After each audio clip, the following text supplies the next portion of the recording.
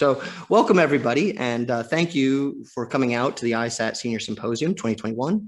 I'm really pleased with all the attendance we've had so far. Jesse, you're up to 14 now and climbing. And it's really been some fascinating topics that we've been talking about because technology ultimately, it really impacts our own human lives, right? All of these technologies are developed for us, and we use them to our benefit, and they're becoming more and more commonplace in our society as we evolve and we change. And Jesse is taking a look into the future, something that I think is destined to impact society in large ways. And he's looking specifically at how this might be of benefit to the elderly population. And for the young folks, sometimes it's hard to envision yourself at this time of life.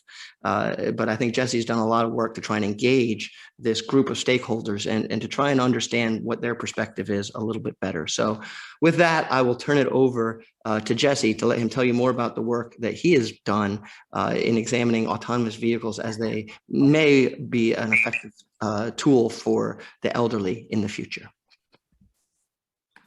All right. Well, good afternoon, everybody. I greatly appreciate you all taking the time and effort to tune in.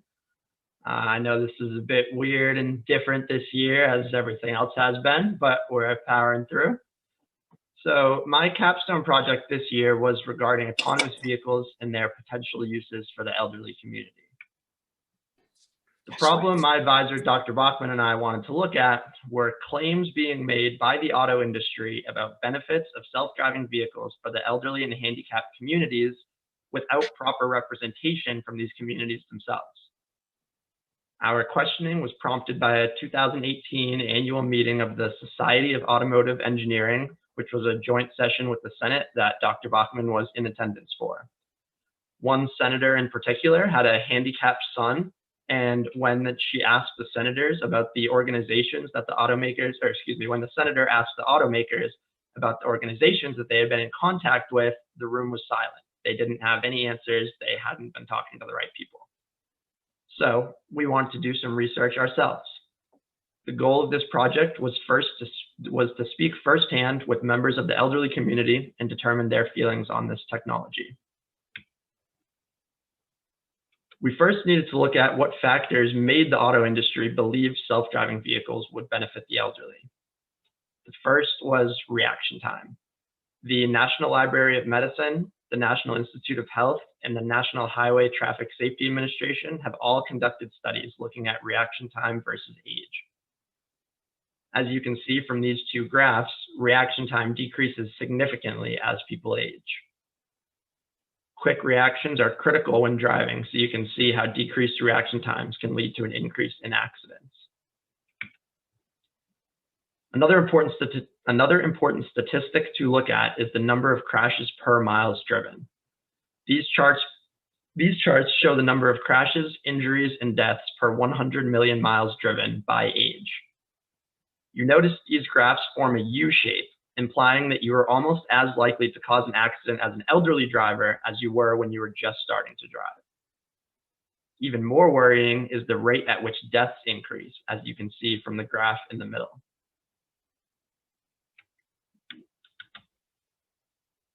Another key piece to look at is vision loss over time. As many of you are aware, as you age, your quality of sight decreases. It goes without saying that difficulty seeing would lead to an increased difficulty while driving. These two graphs show a couple statistics regarding sight loss as we age. This is particularly important because in many states, including Virginia, once you reach a certain age, a vision test is required each time you renew your license. Quite often, it is this vision test that causes older drivers to have their licenses revoked. So you may be thinking, well, what about the bus or Uber? Well, unless you live in a major city or have a very flexible schedule, these options probably aren't feasible. For example, the images on the left and right of the screen show Uber rates from a couple places in the Shenandoah Valley to the Centara Medical Center. As you can see, if someone from Folks Run needed to go to the hospital, it could cost them almost $45 each way. And if you look a bit closer at the picture on the left, you can see that there weren't even any Ubers available at the time that I was searching. This could be a major problem if you have an emergency but have since lost your ability to operate a vehicle. As for public transportation, it is simply unrealistic for anyone living in a rural area such as this to rely on public transportation. Sure, many of you have elderly parents or grandparents and have witnessed these concerns firsthand. So this brings us to autonomous vehicles. While self-driving and autonomous vehicles sound almost futuristic, autonomous vehicle technology is very common and many of you probably use it regularly. There are 6 levels of automation when it comes to vehicles, ranging from level 0, which is no automation at all. The driver is responsible for performing all tasks, all the way up to level 5 automation, where the vehicle will be fully in control and the driver potentially may not even have the option for input. But in the middle, around levels 1 and 2, fall things that have been in cars for some time now. Things like cruise control, parking sensors, lane keep assists, and blind spot monitoring all fall under automation technology. The level that Tesla is at right now would most likely fall between 2 and 3. The auto industry believes that if they had level 5 autonomous vehicles, a lot of these previously mentioned issues of aging could be alleviated. This brings us back to our initial question, which was essentially, would the elderly population use this technology? The logic behind the auto industry's claims makes sense, but they haven't done the research to see if the elderly population would see the value and if they would be willing to use them, and what steps would be needed to take for them to be willing to use them. My goal was to speak directly with members of this population to try and answer these questions. But before anything could be done, the project needed IRB approval. The IRB, or Institutional Review Board, is a JMU committee who oversees all human subject research being done at JMU.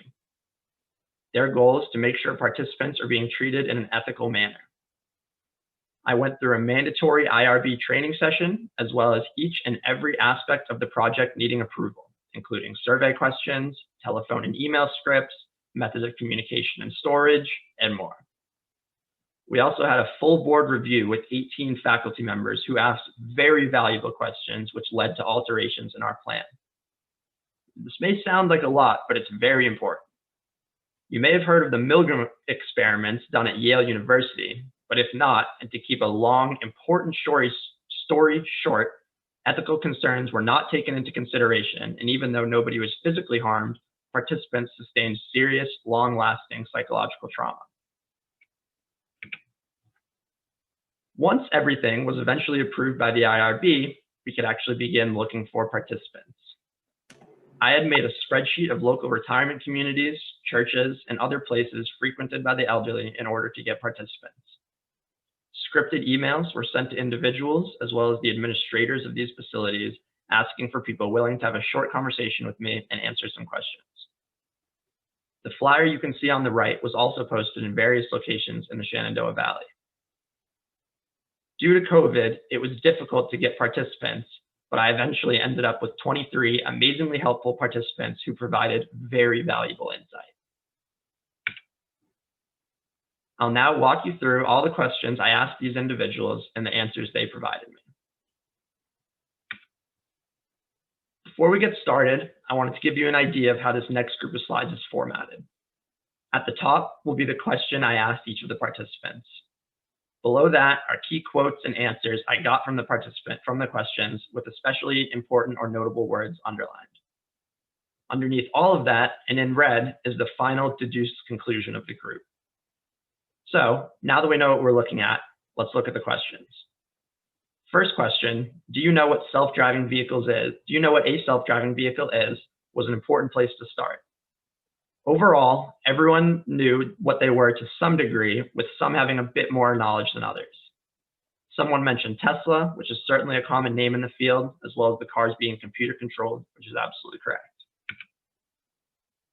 Next, I asked if they knew how any of the safety features worked in these vehicles. In general, most people didn't. Similarly to the previous question, some people knew that they involved computers and the GPS, but the knowledge is mostly surface level. I then asked how important is transportation in general to maintaining a happy lifestyle. Unsurprisingly, transportation was deemed crucial. Transportation provides freedom, and loss of transportation can be crushing. As I mentioned earlier, public transportation is limited and can be unreliable. Next, I asked about the most difficult parts of everyday automobile travel. If when I said that traffic popped into your head, you were not alone.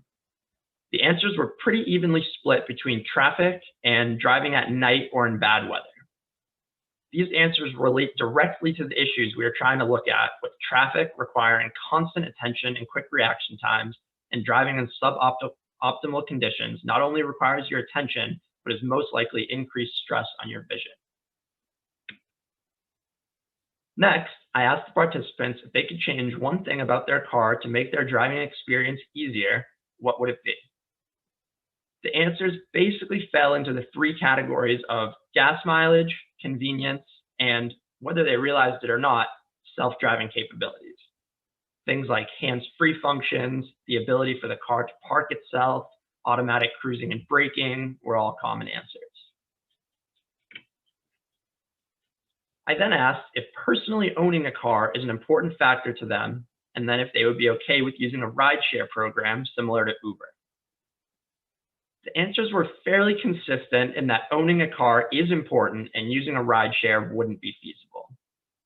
Whether it was due to a changing schedule, a question of reliability, or simply just the desire to own a vehicle, almost all participants stated owning a vehicle is important to them, with one even stating it is critical to independence. I then moved on to some more self-driving vehicle specific questions. The first being if they thought self-driving vehicles could have a positive impact on their life, and how. The answers to this question were especially interesting to me and were pretty varied, with a few common denominators. All of the answers under no specifically contained the word no somewhere in the answer. However, the sentiment from some of them seemed like the answer should have been yes. For example, the first answer says, no, I worry enough about people with distracted driving habits. Driving requires full attention. However, if the vehicles were driving themselves, distracted driving would become obsolete.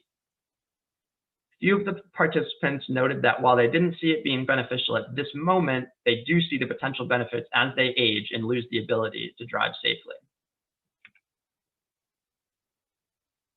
Next, I asked about their main concerns regarding self-driving vehicles. The answer was overwhelmingly safety. Almost every answer regarded safety in one form or another. Quite a few people had issues with the software, worrying about malfunctions or poor decision-making. Another major concern was the safety record. People needed to see a long, well-established safety record in order to trust their lives to a computer. People also had concerns about being hit by these vehicles or the vehicles hitting someone else. I then asked if costs would have an impact on their willingness to use autonomous vehicles. The answers to this question were most likely what you would expect. In general, costs certainly played an impact. Most people would not want to pay extra for self-driving vehicle technology, and others even thought it should be subsidized. Others were opposed regardless of price, and another stressed again the importance of safety before costs. Following that, I asked what threats they saw regarding self-driving vehicle integration. Again, issues of software were brought up. Software failing, vehicle losing control, vehicle shutting down. People were also concerned about the potential for the cars to get hacked or personal information to be stolen. Finally, people had questions of liability relating both to accidents and violations such as speeding. Next, I asked what it would take for these individuals to feel safe in a self-driving vehicle. These answers followed the same trend the previous answers had been following and focused on safety.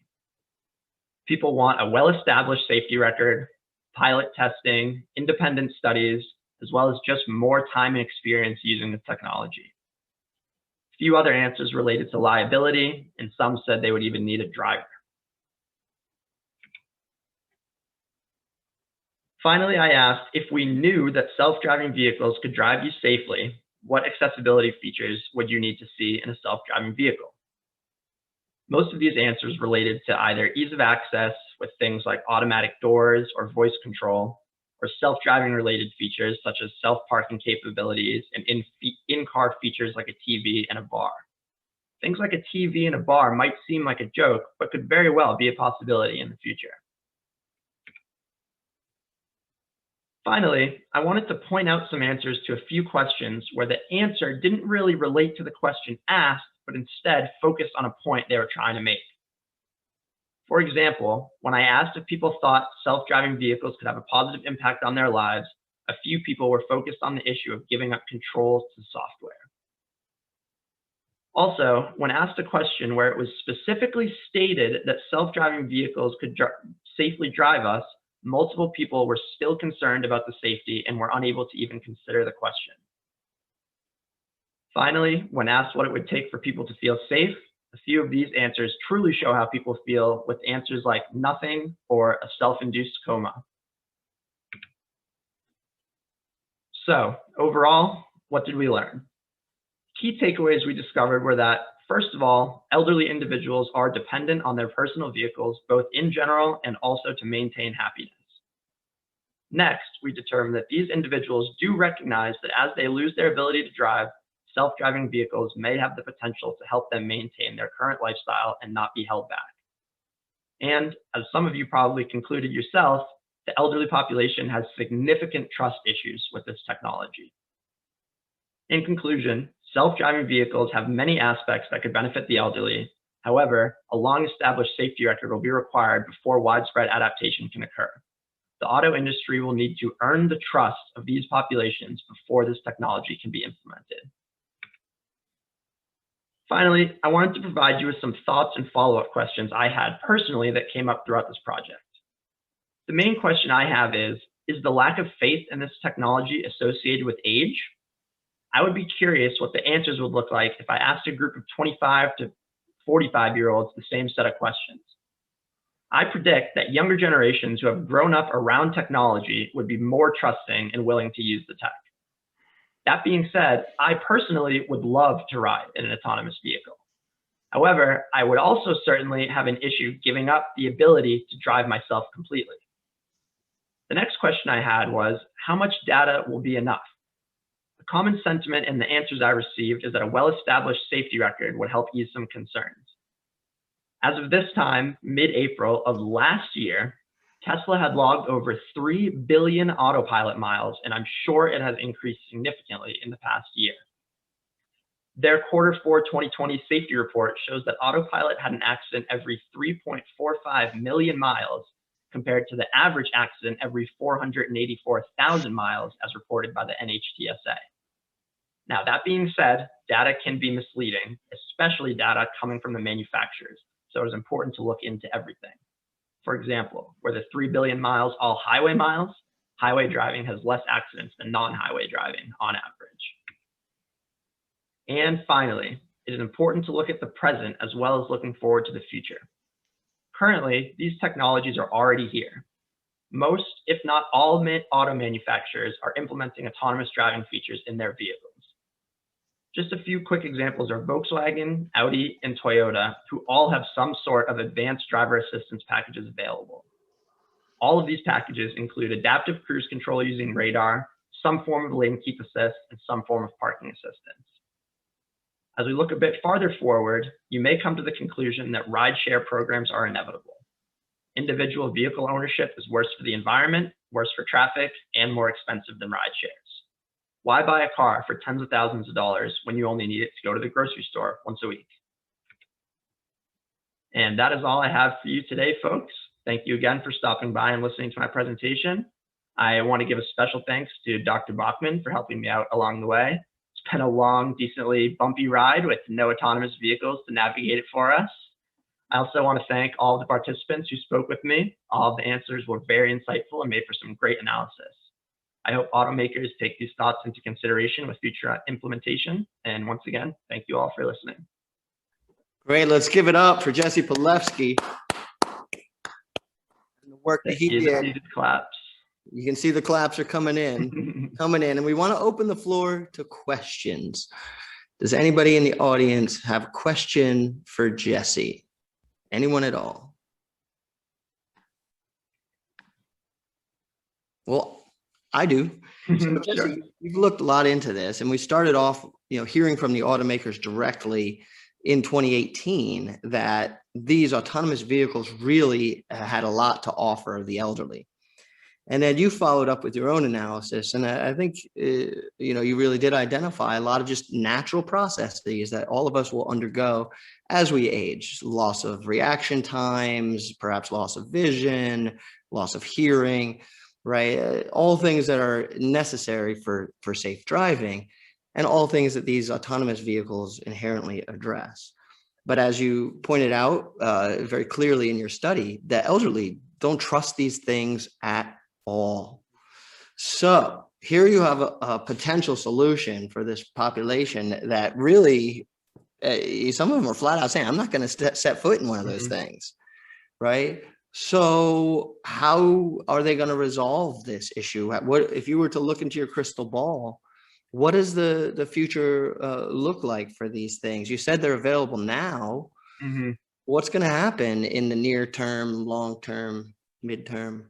Yeah, I mean, in my opinion, as I mentioned with like Volkswagen, Audi, and Toyota, a lot of these companies are kind of slowly slipping in, maybe starting with their flagship vehicle, some autonomous features that I really feel like it's going to be like one day it will just have no steering wheel, and all of the features that people have been using for the last 20 years will still be there, except now they just won't have the option. So I really don't know. I think trust is the main thing. They need to earn the trust of the users, and whether it's focusing on getting the younger people right now to trust them, so as they age, they buy these things, or focusing on the older populations, I really think it's just all about trust.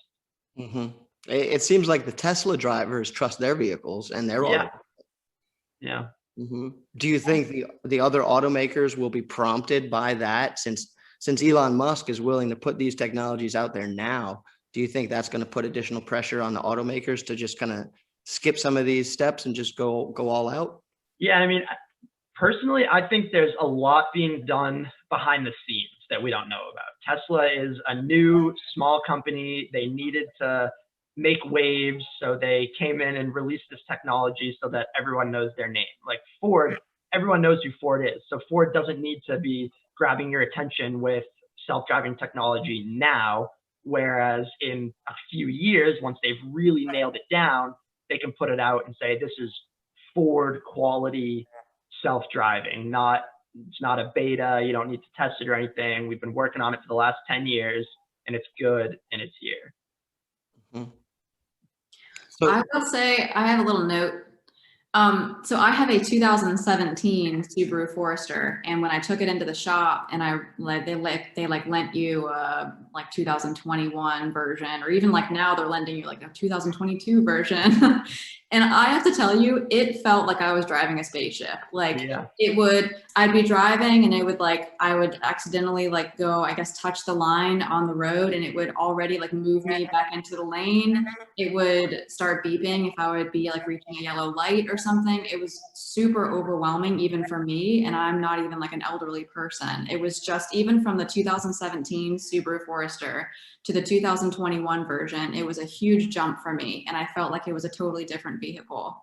So I think that this is going to be a struggle, not only for elderly, but also for all generations, just adjusting from the manual stick shift to the completely kick your recliner back, take your shoes off, and you'll get from A to Z. You can even take a nap if you want to, it's fine. So I think it's kind of a bigger conversation as well for all generations. Yeah, absolutely. That's a great point. And it's one thing so these auto manufacturers, if they slip in one feature each car year, that sounds like a great thing. But when people are buying cars every 4 or 5 years, that's a pretty big jump from no tech to all the new tech. Yeah, and I'll chime in and support that as well. I'm still driving a 2001 Toyota Tacoma. I've got 320,000 miles on that thing. It doesn't even have power windows, right? It's like everything manual. Uh, and I'm not willing to give that up. I think there's another element in here that we haven't fully addressed, but I think it came up in a couple of your elderly surveys that they said that they just didn't want to give up that control, right? And I don't either. I said that myself. I would love to ride in an autonomous vehicle, but even now, I would never give up my steering wheel or give up the ability to control myself. Right. That's a big step. Not having that wheel in front of you is going to be a really big transition. I think that's going to make a lot of people really nervous. And that's going to take quite a while before people are just mentally prepared for that. Letting the car drive with your hands free. I've been in autonomous vehicles on Route 66 outside Tyson's Corner. I mean, serious traffic. And fully autonomous driving, where the operator, it was the owner of the Volvo dealership, he had his hands on his lap, right? And it would tell him, it knew when he did that, and it would tell him, please put your hands back on the wheel. Yeah. But for all intents and purposes, that car was driving itself. I was comforted by the fact that there is that wheel there, and this guy's got to keep his hands on it. If that wasn't there, I would really have questions about this thing. And we're real close, but when I was in that vehicle in Northern Virginia, it just so happened it was a downpour, or a rainstorm had erupted. And it was one of those real heavy ones where it supersedes the capacity of the drain. And so the water covered the roadway. As soon as it did that, the car didn't know what to do. Yeah. It was using the lines as guidance. And once it couldn't see those, it was done. Yeah, interesting. Which I think this presents an excellent topic as well that we haven't talked about yet, but do human, like as advanced as technology can be, is there an element that humans have that is more knowledgeable in unforeseen circumstances? Because we're the ones that are programming these machines, but if we're programming machines with things that happen often, there's always things that come out of the blue that happen with driving, even with just like life. My phone shuts down all the time, like has glitches, needs to restart, is slow, delayed, whatever. As advanced as even like the iPhone can be, it still has these glitches and doesn't necessarily know how to react to circumstances that are more human, I think. And if I'm going to trust my life with something, and I'm going to put myself or my loved ones or my child in a car that is completely in control of my life and that other person's life, I wouldn't want that 1% to even be a factor. I wouldn't want that torrential downpour to happen where my car wouldn't even know how to handle my life and my child's life. Like, those are the kind of things where I think I have trust issues with the technological advancements, because we are so easily able to adapt. Whereas if a machine is programmed for one thing and it goes outside of that realm, it doesn't know how to react to that. I think that is something that I wouldn't want to risk personally. Yeah, that's a great point. I think you said adapt, and I think that's like a key word, is that humans really, like, we can adapt to these very rapidly changing situations, even with just minimal contextual information, where the car may be able to make that response, but it may need to know a whole ton of information that it just may not. Yeah. Yes. So there's still a lot to be done, a lot of work to be done, a lot of development to be done, and a lot of proof that needs to be provided that these things can operate safely. And I think we're on that pathway, but it's still a lot of work to be done. So I see that we're moving on to 3 o'clock. Let's give Jesse Pilevsky another round of applause for a job well done, engaging those stakeholders and getting their insights and their information and putting it forward. So with that, I hope you enjoy the other symposium presentations as we continue on. Thanks again for coming out to join us with this talk. And please enjoy the rest of this ISAT Senior Symposium.